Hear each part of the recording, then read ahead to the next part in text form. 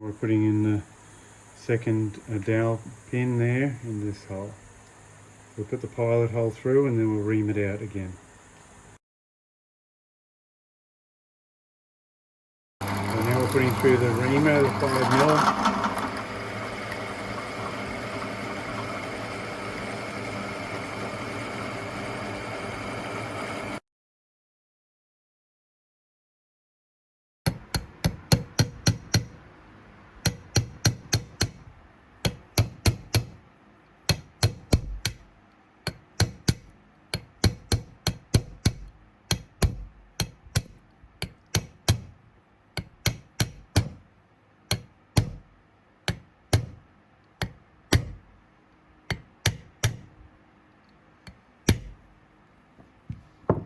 Pretty strong.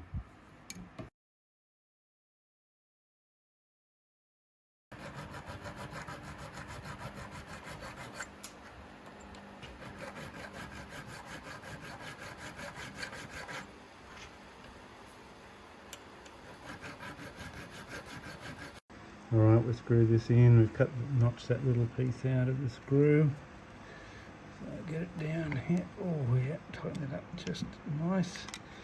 And we put our little locking screw in there. Oops, just got to get the screw straight.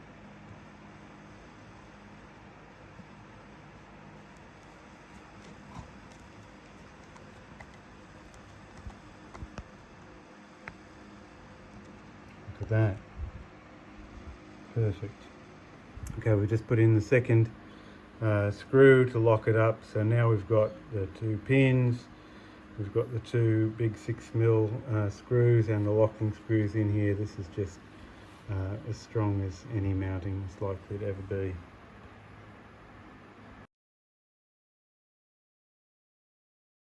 Okay, so now we've got the scope mounted up.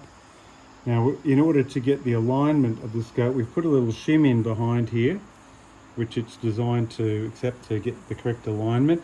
And we've adjusted these two screws on the top and bottom to get your elevation of the mount. So the mount's got adjustment for windage and elevation in it.